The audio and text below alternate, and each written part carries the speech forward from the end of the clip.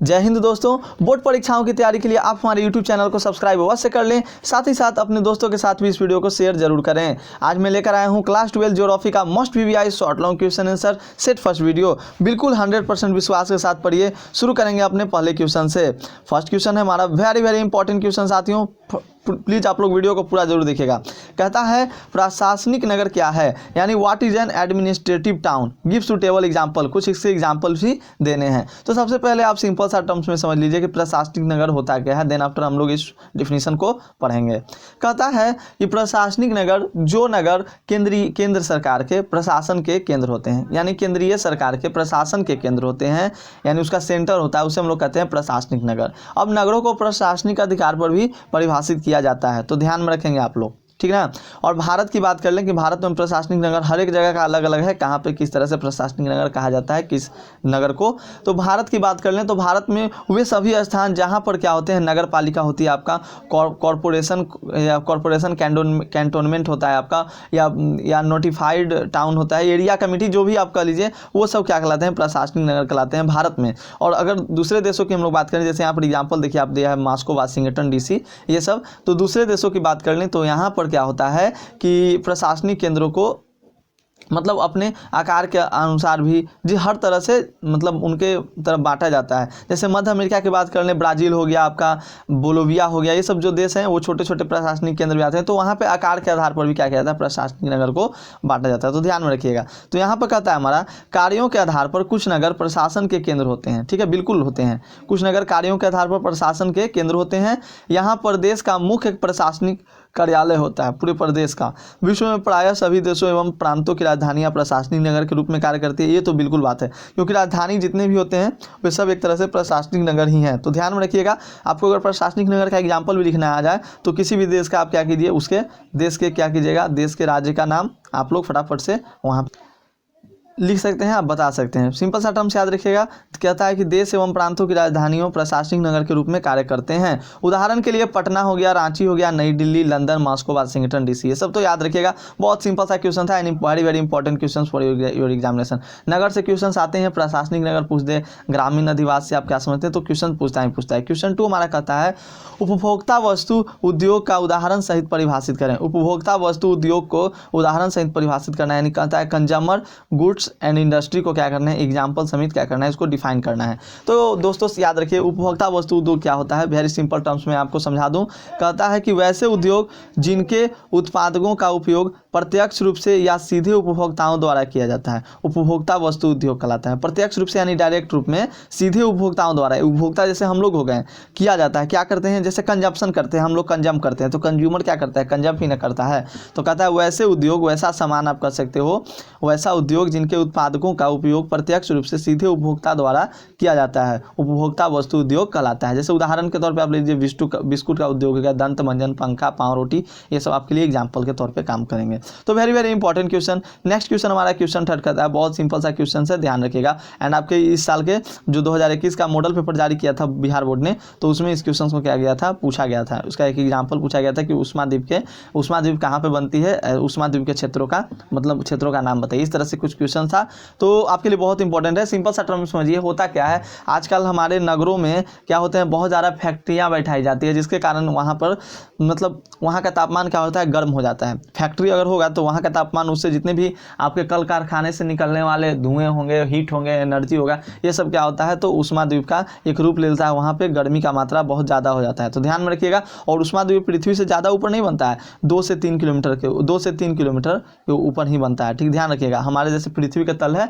तो 2 से 3 किलोमीटर के ऊपर पे ही उष्मा द्वीप बनता है। और यहाँ पे बात की जाती है कि उष्मा द्वीप है क्या, तो कहता है कि नगरों के मध्यवर्ती भाग में, जिसे केंद्रीय बाजार क्षेत्र कहा जाता है, केंद्रीय बाजार क्षेत्र आप समझ गए, बीच में बनाया जाता है। ऊंची ऊंची इमारतें बनी होती है। कंक्रीट के इन ढांचों के दिन भर बड़ी संख्या में लोगों का आना जाना होता है। बड़ी संख्या में लोगों का आवागमन के कारण यहाँ अपेक्षाकृत अधिक गर्मी होती है। बिल्कुल, लोग भी अगर यहाँ पर आ जाएंगे, ज़्यादातर लोग भी अगर आवागमन करेंगे तो वहाँ पर क्या होगा, उष्मा का ज़्यादा मात्रा होगा ही। तो इस ध्यान में रखिएगा, बड़ी संख्या में लोगों का आवागमन के कारण भी यहाँ पर अधिक गर्मी होती है, जिसे उष्मा द्वीप कहा जाता है, यानी हीट इजलैंड कहा जाता है। तो ध्यान रखेंगे। इसके एग्जाम्पल्स आपके नगर हो गए, जो थोड़ा सा विकसित ग्राम हो गया, जहाँ पे कल कारखाने खोले जाते हैं, वो हो गए आपके। तो ध्यान में रखेंगे, बहुत ही इंपॉर्टेंट है।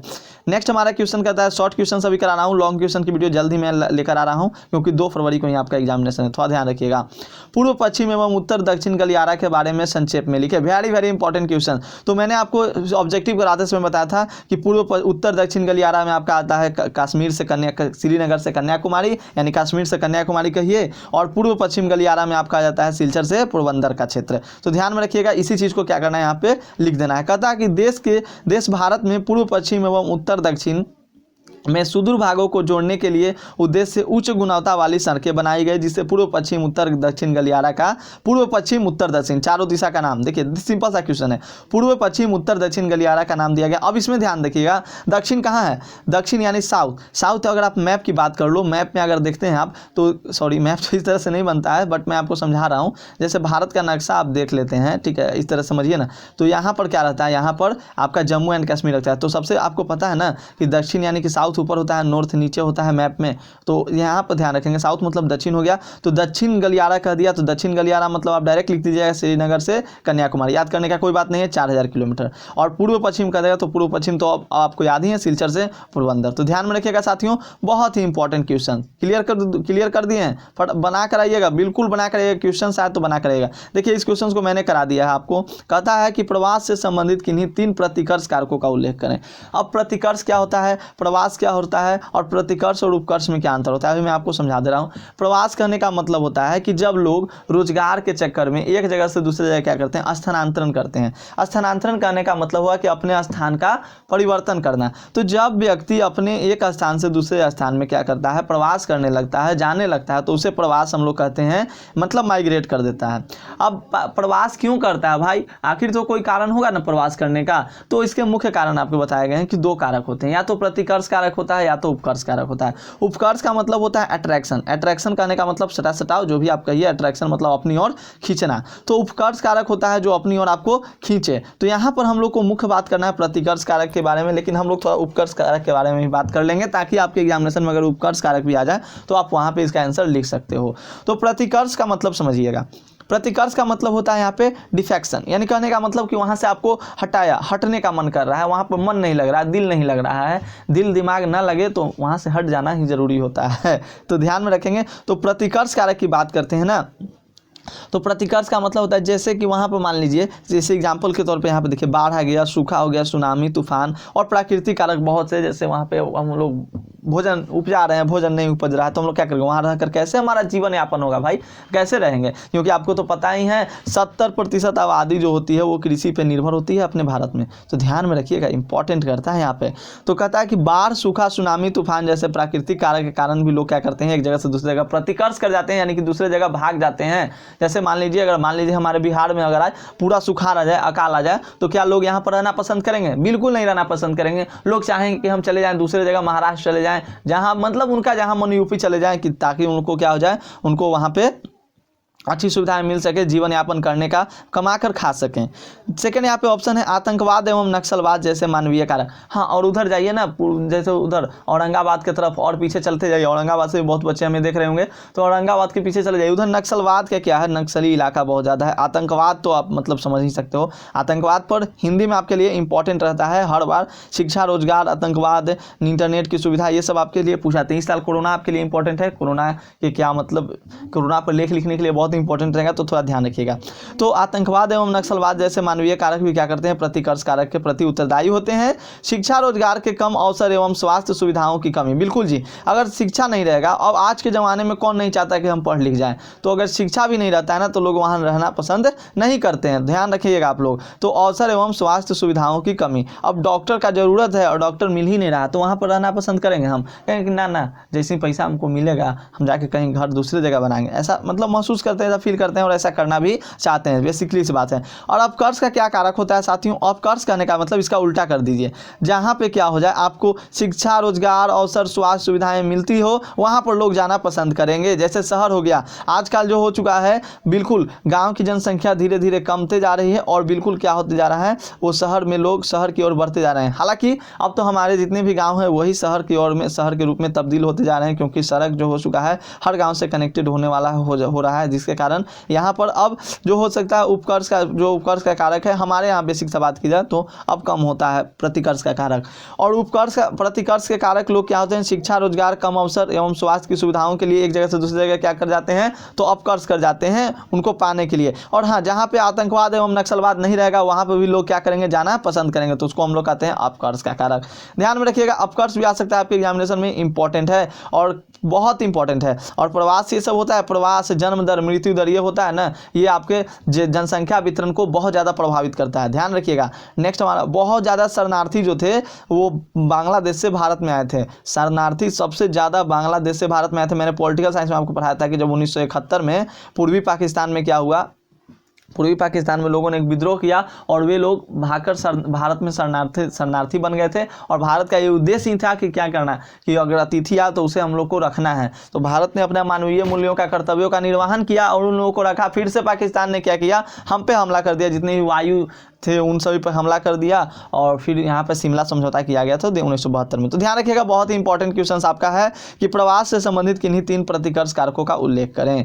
नेक्स्ट क्वेश्चन हमारा, अगर आपको इससे अच्छा आंसर याद है तो आप बिल्कुल हमारे आंसर को मत याद कीजिए, क्योंकि मैं केवल उन्हीं बच्चों के लिए तैयारी कर रहा हूँ जिनकी तैयारी नहीं हो पाई है। केवल वही बच्चे पढ़ेंगे, ना तो ज़्यादा मैं कंसेप्ट दे रहा हूँ, ना कुछ, केवल क्वेश्चन को टच करा रहा हूँ, क्योंकि अब हम लोग के पास उतना समय है नहीं कि ज़्यादा हम लोग डिस्कशन के साथ पढ़ेंगे। नहीं तो एक क्वेश्चन पर तो लेक्चर हम लोग 1 घंटा दे सकते हैं। क्या 1 घंटा बढ़ा चढ़ा कर बोलना कौन सी बड़ी बात है, हम भी बढ़ा चढ़ा कर बोल सकते हैं, लेकिन मैं केवल क्वेश्चन टच कराना चाहता हूं ताकि आप लोग एक बार क्वेश्चंस को टच कर लो, ताकि आपको भी लगे कि हाँ एग्जामिनेशन में अगर क्वेश्चन आए तो नया ना महसूस हो, कुछ आप जानकारी रहेगी तो आप फटाफट से लिख दीजिएगा।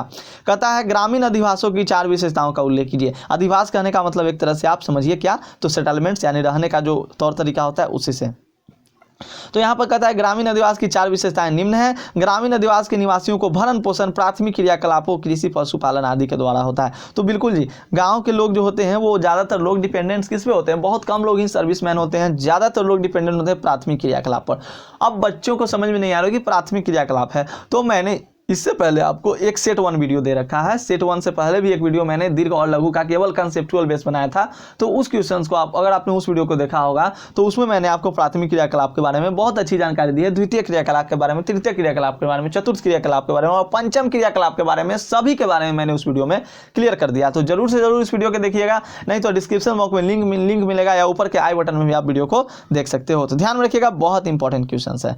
नेक्स्ट हमारा क्वेश्चन है यहाँ पर, नेक्स्ट हमारा कहता है पॉइंट कि इन अधिवासों का आकार छोटा। बिल्कुल जी, गांव में जो घर लोग बनाते हैं तो 2 बेटा है ना, तो 2 बेटा पर 4 रूम बना दिए, 2 बेटा का 2 रूम और 2 बेटा का 2 रूम। इसी तरह से ना होता है, अगर आप बंटवारा भी हो गया तो 2 बेटा तुम 2 बेटा रूम ले लो और तुम 2 बेटा 2 रूम तुम ले लो, ठीक है ना। अंगना का हो गया तो अंगना ऐसे बट जाएगा।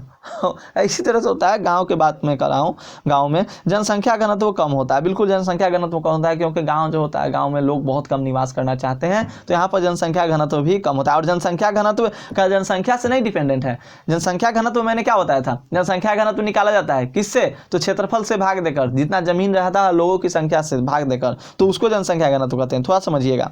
नेक्स्ट हमारा कहता है ग्रामीण अधिवासियों में मकान बिखरे हुए होते हैं। बिल्कुल बिखरे हुए होते हैं। जैसे आप शहर में जाइए तो पूरा कंजस्टेड आपको क्या होगा, जगह घर मिलेगा, एक गली मिलेगा, गली। गांव में जाइएगा तो पूरा बड़ा मैदान मिलेगा, एक घर यहाँ है तो एक घर यहाँ है, एक घर यहाँ है तो एक घर यहाँ, इस तरह से। और जगह भी बहुत ज़्यादा मिलता है गांव में, क्षेत्र बहुत ज़्यादा होता है। तो ध्यान रखिएगा, ये सब टर्म्स आपके लिए इंपॉर्टेंट है। ग्रामीण अधिवासियों की 4 विशेषताओं को लिखिए। ऐसे भी आप गांव में रहते हो तो 4 विशेषता लिख ही दीजिएगा। क्या लिखिएगा कि ग्रामीण अधिवास की 4 विशेषता यह है कि यहाँ पर सूक्ष्म अच्छे वातावरण होते हैं, अच्छे मतलब होते हैं। और हम मुख्य यहाँ पर बात की जाए अधिवास के बारे में, तो अधिवास के बारे में बताएंगे कि लोगों का उतना अच्छा अधिवास नहीं हो पाता है, क्योंकि यहाँ पर घर जो होते हैं छोटे छोटे बनाए जाते हैं, दूरी पर बनाए जाते हैं। तो ये सब आप लोग थोड़ा ध्यान रखिएगा। नेक्स्ट फ्रेंड्स हमारा क्वेश्चन कहता है, ये भी आपके लिए बहुत इंपॉर्टेंट है साथियों, तो थोड़ा सा ध्यान में रखिएगा इस क्वेश्चन को।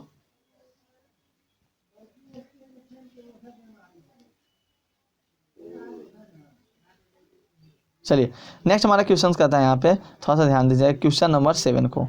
क्वेश्चन नंबर 7 को थोड़ा सा ध्यान देंगे आप लोग। कहता है कृषि ऋण प्रदान करने वाली 4 संस्थाओं के नाम लिखिए। कृषि ऋण प्रदान करने वाली 4 संस्थाओं के नाम लिखिए। ऋण मतलब क्या होता है? कर्जा, कर्जा पैंचा लेते हैं ना, तो कृषि ऋण प्रदान करने वाली 4 संस्थाओं के आपको नाम बताने हैं, बहुत ही इंपॉर्टेंट है।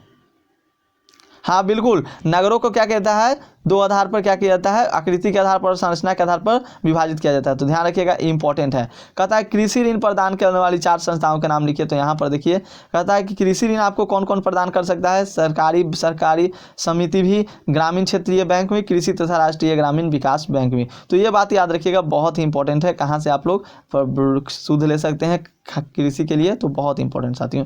अब देखिए ये क्वेश्चंस मैंने इतने बार आपके एग्जामिनेशन में देखा है, क्या बताया जाए? उदारीकरण के 4 लाभों को लिखे। उदारीकरण यानी लाइबरलाइजेशन। लाइबरलाइजेशन क्या होता है पहले ये समझ लीजिए, सिंपल टर्म्स में आप पहले समझिए कि उदारीकरण क्या होता है, तब न समझिए कि उदारीकरण के लाभ क्या होते हैं। तो देखिए उदारीकरण का मतलब होता है उदार करना, किसी का उदार कर दीजिए। तो एक कहने का मतलब होता है कि एक सुधार होता है किसके? तो आर्थिक सुधार की दिशा में एक उठाया गया क्या होता है? प्रमुख कदम होता है। कौन कदम? अपना कदम नहीं, पैर वाला कदम नहीं, और कदम का पैर भी नहीं। कैसा कदम? तो एक स्टेप समझते हैं ना, तो एक स्टेप उठाना होता है। तो एक स्टेप उठाया गया एक स्टेप होता है, और इसका अर्थव्यवस्था के सरकारी हस्तक्षेप को कम करना हो। बाजार प्रणाली में क्या करना है? निर्भरता बढ़ाना, कि लोगों का निर्भरता बाजार में बढ़े। तो इसके लिए बहुत से आपके करे गए हैं। तो उसके 4 लाभ क्या हैं? कहता है कि औद्योगिक लाइसेंस व्यवस्था का समापन किया गया। जितने भी औद्योगिक में आपको लाइसेंस लेना था उसकी व्यवस्था को समापन किया गया। विदेशी तकनीकों का निःशुल्क प्रवेश किया गया, और विदेशी निवेश की सुविधा दी गई। और खुला व्यापार यानी फ्री ट्रेड कराया गया, जिसमें ना तो कोई कर लगेगा ना ही कुछ। तो ध्यान में रखिएगा। और खुला व्यापार, और ये सब डिफिनीशन में आपके एग्जामिनेशन में पूछा गया, 2018 में तो पूछा गया था खुला व्यापार से आप क्या समझते हैं। तो ध्यान रखिएगा, मैंने पूरे क्वेश्चन में इनको एनालाइज कर लिया है और आपके लिए बहुत इंपॉर्टेंट क्वेश्चन लेकर आ रहा हूँ। क्वेश्चन नंबर 9 हमारा कहता है कि परमाणु ऊर्जा कैसे पैदा की जाती है। अब पहले जानिए कि परमाणु ऊर्जा क्या होती है, नाभिकीय ऊर्जा क्या होती है, और कुछ एग्जांपल्स ऐसे मैं देने वाला हूं जो आपके ऑब्जेक्टिव के लिए काफी ज्यादा इंपॉर्टेंट होने वाला है। मैं फिर कह रहा हूं कि आप लोग सब्जेक्टिव क्वेश्चंस की तैयारी कीजिए, ऑब्जेक्टिव थोड़ा अब कम कीजिए, सब्जेक्टिव पर ज्यादा फोकस कीजिए, क्योंकि सब्जेक्टिव आपका मोस्ट इंपॉर्टेंट है। और ऑब्जेक्टिव तो आपने पूरे साल पढ़ा, पूरे साल आपने ऑब्जेक्टिव ही पढ़ा। जो बेसिकली आर्ट्स के स्टूडेंट ज़्यादा ऑब्जेक्टिव पे ही फोकस करते हैं। तो कुछ ऐसे विक्रियाएं होती है जिसमें परमाणु के नाभिक की संरचना में परिवर्तित हो जाते हैं। जैसे भारत का आपका अगर हम लोग एग्जांपल ले लें, भारत के प्रमुख नाभिकीय ऊर्जा के, अभी 2021 के मॉडल पेपर में ना मैंने एक क्वेश्चन देखा था कि नरोरा परमाणु ऊर्जा संयंत्र किस राज्य में है, भारत के किस राज्य में है। तो उसका आंसर तो यूपी होता, लेकिन मैं आज आपको सारे राज्य का बात बता दे रहा हूँ जो कि आपके लिए इंपॉर्टेंट है। ध्यान में रखिएगा। तारापुर जो कि सबसे ज़्यादा विख्यात है, तारापुर किस राज्य में है? तो महाराष्ट्र में है। ध्यान रखिएगा, ये भी नाभिकीय ऊर्जा के लिए आपका प्रसिद्ध है। नेक्स्ट बात कर लेते हैं हम लोग तारापुर के बात कर लेते हैं रावत भाटा की। रावत भाटा का नाम सुने होंगे आप लोग। रावत भाटा जो कि आपके राजस्थान में है। ध्यान रखिएगा, रावत भाटा राजस्थान में। एक बार सभी लोग बोलिए, रावत भाटा राजस्थान में, तारापुर महाराष्ट्र में। अब बात करते हैं कलपक्कम जी। कलपक्कम कहाँ है? तो याद रखिएगा कलपक्कम आपके तमिलनाडु में। ध्यान रखिएगा, कलपक्कम आपके तमिलनाडु में। बात कर लेते हैं नरोरा की, तो नरोरा उत्तर प्रदेश में, और कैगा आपका कर्नाटक में, काकरापाड़ा गुजरात में। बहुत ही इंपॉर्टेंट है। देख यहाँ पर क्वेश्चन हमारा कहता था कि परमाणु ऊर्जा कैसे पैदा की जाती है। तो परमाणु ऊर्जा जो होती है यूरेनियम तथा थोरियम की आवश्यकता से होती है। यूरेनियम और थोरियम को क्या किया जाता है? आपको उसको मिक्स किया जाता है, उसमें आइसोटोप्स होते हैं, आइसोबार्स होते हैं, आपने पढ़ा होगा क्लास 10th में। तो आइसोटोप्स और आइसोबार्स के सहायता से मतलब उसके जो परमाणु संख्या समान और परमाणु द्रव्यमान असमान, परमाणु द्रव्यमान समान और परमाणु संख्या असमान। तो यहाँ पर ध्यान रखिएगा, परमाणु ऊर्जा के उत्पादन के लिए यूरेनियम तथा थोरियम की आवश्यकता होती है। और परमाणु शक्ति केंद्रों में नाभिकीय विखंडन के द्वारा परमाणु ऊर्जा उत्पन्न की जाती है। नेक्स्ट दोस्तों हमारा क्वेश्चन कहता है क्वेश्चन नंबर 10, फुटकर व्यापार सेवा से आप क्या समझते हैं? अरे फुटकर मतलब वही ये हो दे दा, सामान दे दा। जैसे आप सर गोल्ड जहाँ से लेते हो, सर गोल्ड लेते हैं ना आप सॉरी आप नहीं लेते होंगे, इसी तरह से मैं आपको समझाने की कोशिश कर रहा हूँ। यहाँ से आप जाकर जैसे फूट पार्ट नहीं समझते हैं तो उसी को तो फुटकर, जैसे इसमें क्या होता है, सिंपल सा बात समझिए, छोटे दुकानदार जो होते हैं वो सीधे उपभोक्ता को क्या करते हैं, सामान बेचते हैं। जैसे हम ही लोग होते हैं, चीनी लेने जाते हैं घर में, अगर चाय पत्ती खत्म हो गया तो चाय पत्ती लेने जाते हैं, या 100 ग्राम तेल लेने जाते हैं। 100 ग्राम तेल ही लेने जाते हैं, आप ध्यान में रखिएगा। तो क्या होता है कि छोटे दुकानदार जो होते हैं उपभोक्ता को गुमटी उमटी पर जाते हैं, बगल में हमारे गाँव में भी गुमटी बहुत सारे रहते हैं, तो छोटे दुकानदार जो होते हैं उपभोक्ता को सीधे सामान बेचते हैं, उन्हें फुटकर विक्रेता कहा जाता है। फुटकर विक्रेता का मतलब समझ गए दोस्तों, वो क्या करते हैं ना कि थोक विक्रेता से सामान लेकर आते हैं, जाएंगे मार्केट में, बड़ा बड़ा मार्केट में, और वहाँ से अच्छा सामान खरीद के लाएंगे, हम लोगों को बहुत कम मात्रा में मतलब बेचेगा, पैसा भी ज़्यादा लेगा, तो इसको हम लोग कहते हैं फुटकर व्यापार केंद्र। तो सामान्यतः जो होता है थोक विक्रेता के मुकाबले इसमें बहुत कम पूंजी की आवश्यकता होती है, कम पैसा में भी जाकर वो लोग क्या करते हैं, सामान लाते हैं और बेचते हैं। तो यहाँ पर कहता है हमारा कि ये वह व्यवहारपारी क्रियाकलाप है जो उपभोक्ताओं को वस्तुओं के प्रत्यक्ष विक्रय से संबंधित है। छोटे व्यापारियों के मध्य होने वाला व्यापार को फुटकर व्यापार की सेवा कहते हैं। बिल्कुल जी, जैसे फेरी हो गया, रेहड़ी हो गया, द्वार से द्वार फुटकर बिक्री के उदाहरण है। फेरी वाला आता है ना, जैसे लेकर साड़ी लिया, साड़ी करता है ना, तो आप ध्यान रखिएगा, ये सब आपके लिए इंपॉर्टेंट है। फेरी हो गया, रेहड़ी हो गया, द्वार से फुटकर बिक्री, ये सब आपके उदाहरण है। नेक्स्ट हमारा कहता है question number 11, very very important question, objective subjective दोनों के लिए। जनसंख्या परिवर्तन के 3 घटकों कौन कौन है? तो कहता है जन्म दर, मृत्यु दर, प्रवास। जन्म दर यानी कि मृत्यु दर और प्रवास के क्या है, जनसंख्या परिवर्तन के मेन घटक है। साथियों ध्यान में रखिएगा, प्रवास के बारे में मैंने आपको ऑलरेडी बताया, जन्म दर और मृत्यु दर के बारे में यहाँ मैं आपको बता देता हूँ ताकि आप लोग अच्छे से समझ जाओ। बिल्कुल कंसेप्ट के साथ बताता हूँ, बस आप लोग समझते चलिए, क्योंकि इन सभी क्वेश्चन में कोई दम नहीं था। अगला जो सेट 2 वीडियो आने वाला है बिल्कुल दमदार सा सेट है, सेट 2 वीडियो बिल्कुल दमदार है, उसमें आपको इतने अच्छे अच्छे क्वेश्चन देखने को मिलेंगे कि क्या बताऊं। बहुत मैंने अच्छे अच्छे क्वेश्चन सेट किए हैं, इसमें थोड़ा इजी टाइप क्वेश्चन था। प्रति 1000 जनसंख्या पर होने वाले जन्म और मृत्यु को क्रमशः जन्म दर एवं मृत्यु दर कहते हैं। लोगों का एक क्षेत्र से दूसरे क्षेत्र में चले जाने को प्रवास कहते हैं। एक क्षेत्र से दूसरे जगह तक चले जाना प्रवास कहलाता है। और जन्म और मृत्यु होने वाली संख्या को क्या कहते हैं? प्रति 1000 जनसंख्या में 1000 में कितना आदमी मर रहा है, 1000 में कितना आदमी मर गया, उसको कहते हैं क्या? मृत्यु दर। 1000 में कितना आदमी जिंदा है, जन्म लिया ना, 1000 कितना आदमी जिंदा, उसको कहते हैं जन्म दर। तो ध्यान रखिएगा, बहुत इंपॉर्टेंट है। और यही जो होता है जनसंख्या परिवर्तन का 3 घटक है, पहला जन्म दर, दूसरा मृत्यु दर और तीसरा प्रवास। बहुत इंपॉर्टेंट है, आज मैं कह दे रहा हूँ, ये क्वेश्चन पूछेगा तो पूछेगा। नेक्स्ट हमारा ऑब्जेक्टिव में पूछा जाए, सब्जेक्टिव में पूछेगा सतत विकास की क्या आवश्यकता है। मैंने कल आपको पॉलिटिकल साइंस में, जो बचेगा पॉलिटिकल साइंस होगा वो लोग ध्यान रखे होंगे, मैंने कल आपको सतत पोषणीय के बारे में बताया था, तो सतत विकास वही है। तो यहाँ पर कहता है कि सतत विकास से सस्टेनेबल डेवलपमेंट। अब हमारा फ्यूचर जनरेशन आएगा, उसको हम क्या देंगे? अगर सारे पेट्रोल का उपयोग हम ही कर जाएंगे, सारे पेट्रोल का हम ही कर जाएंगे, कंजम्पशन हम ही कर जाएंगे, हम ही यूज कर जाएंगे पूरा गाड़ी चलाकर पूरा दिन, तो क्या होगा? हम लोग का बेटा पोता जो आएगा उन सभी को क्या देखने को मिलेगा? पेट्रोल नहीं ना देखने को मिलेगा, क्योंकि ये सब लिमिट मात्रा में होते हैं, लिमिट मात्रा में होते हैं। इसका हम लोग फोसिल्स फ्यूल्स का हमें कम यूज करना चाहिए, ठीक है, ध्यान में रखिएगा आप लोग। और ज़्यादातर हो सके तो अगर स्कूल आपके नज़दीक है तो साइकिल से जाने का कोशिश कीजिए, ये आपके लिए बहुत ही इंपॉर्टेंट है। बट आज का फैशन का युग हो चुका है, छोटा छोटा बच्चा भी बाइक लेकर ही चलता है, ध्यान रखिएगा। लेकिन ये कहता है कि सस्टेनेबल डेवलपमेंट हम लोग को क्यों आवश्यकता है, क्या आवश्यकता है? तो कहता है भाव पीढ़ी के लिए प्राकृतिक संसाधनों का सावधानी से उपयोग। अपनी पीढ़ी के लिए, आने वाली पीढ़ी के लिए, भावी पीढ़ी के लिए प्राकृतिक संसाधनों का सावधानी से उपयोग, क्योंकि प्राकृतिक संसाधन जो होते हैं एक क्या होते हैं? बहुत ही इंपॉर्टेंट होते हैं हमारे सभी जनरेशन के लिए। नेक्स्ट हमारा कहता है जीवन स्तर में सुधार। साथियों बिल्कुल, जीवन स्तर में सुधार के लिए भी हमें क्या करना चाहिए? अच्छे से सस्टेनेबल डेवलपमेंट, खरीदारी उतनी कीजिए जितना आपसे कंजर्व हो सके, इतना नहीं कि आपके पास पैसा बहुत ज़्यादा है तो आप खरीदारी कर लीजिए, उसको बर्बाद कर दीजिए, भी आपके लिए नॉट सो राइट। ध्यान रखिएगा। प्रदूषण पर नियंत्रण, बिल्कुल प्रदूषण पर नियंत्रण कीजिएगा, हमारा वातावरण साफ रहेगा, आप भी ज़्यादा दिन तक जियोगे, हम भी ज़्यादा दिन तक जिएंगे, हमारे आने वाली पीढ़ी पर भी कोई ज़्यादा नुकसान नहीं होगा। तो ध्यान रखिएगा। प्राकृतिक संसाधनों का संरक्षण, यानी जितने भी प्राकृतिक संसाधन हैं, जैसे आपके हो गए कोयला से लेकर जो भी पेट्रोल डीजल जो भी कहिए, केरोसिन, ये सब, इन सभी का क्या करना है? तो संसाधनों का संरक्षण करना है, बचाव करना है, पेड़ पौधे ये सब हो गए आपके। तो सतत विकास यही होता है। सस्टेनेबल डेवलपमेंट क्या होता है? काफी ज्यादा इंपॉर्टेंट, इसका डिफिनेशन भी आप लोग ध्यान में रखिएगा, ठीक है। बहुत इंपॉर्टेंट क्वेश्चंस मैंने आपको 12 क्वेश्चंस कराए दोस्तों, जो कि आपको समझ में आया होगा। अगर किसी क्वेश्चन में आपको प्रॉब्लम हो तो नीचे कमेंट में कमेंट करके बताइएगा, मैं अगले वीडियो में उस क्वेश्चन को पुट आउट करके ला दूंगा और मैं आपको पूरे कंसेप्ट के साथ समझा दूंगा। अगर वीडियो समझ में आए तो वीडियो को लाइक कीजिएगा, चैनल पर नहीं हो तो चैनल को सब्सक्राइब कीजिएगा और ज्यादा मेहरबान होइएगा तो वीडियो को थोड़ा शेयर कर दीजिएगा। Take care all of you, मिलते हैं हम लोग अगले वीडियो में, तब तक के लिए धन्यवाद।